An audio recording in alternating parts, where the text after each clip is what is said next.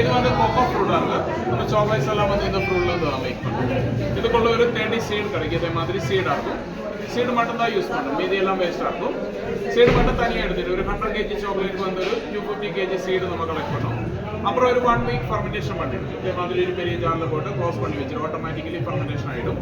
Fermentation பண்ணி அதை wash பண்ணி சன்லைட்டில் ட்ரை பண்ணும். ட்ரை பண்ணி ரோஸ்ட் பண்ணி இதோட ஷெல்லை உடச்சி பீன் மட்டும் இதே மாதிரி க்ரஷ் பண்ணி எடுத்து 100% சாக்லேட்டாக இருக்கும். டார்க் சாக்லேட் மாதிரி இருக்கும், கொஞ்சம் கசப்பாக இருக்கும். அப்புறம் இது கிரைண்ட் பண்ணி பேஸ்ட்டாக எடுத்து பேஸ்ட் பண்ணி இதோட பவுடர் பட்டர் ரெண்டுமே செப்பரேட் பண்ணும். இதோட ஓயில் தான் கொக்கோ பட்டர். இந்த கொக்கோ பவுடர் ரெண்டுமே செப்பரேட் பண்ணும். அப்புறம் மில்க் சாக்லேட் அந்த மிஷினில் மிக்ஸ் பண்ணும். அதில் வந்து 42% இந்த பவுடர் பட்டர் ரெண்டுமே ஆட் பண்ணும். அப்புறம் மில்க் அண்ட் சுகர் சேர்ந்து மிக்ஸ் பண்ணும். அதில் 2 வெரைட்டிஸ் இருக்குது. நட்ஸோட வெரைட்டிஸ் இருக்குது, ஃப்ரூட்ஸோட வெரைட்டிஸ் இருக்குது.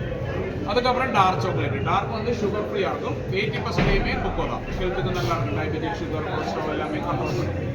20% ஸ்டீவியா யூஸ் பண்ணும். லாஸ்ட் வந்து ஒயிட் சாக்லேட். ஒயிட் சாக்லேட்ஸில் இந்த பட்டர் மட்டும் யூஸ் பண்ணணும், பவுடர் யூஸ் பண்ணதில்லை. பட்டர், மில்க்கு, சுகர் ஆட் பண்ணி தான் ஒயிட் சாக்லேட். எல்லாமே பியூர் வெஜ்ஜாக இருக்கும். பாம் ஆயில், மைதாக்கு அந்த மாதிரி எதுவும் ஆட் பண்ணதில்லை. இந்த பவுடர், பட்டர், மில்க்கு, சுகர் அவ்வளோதான்.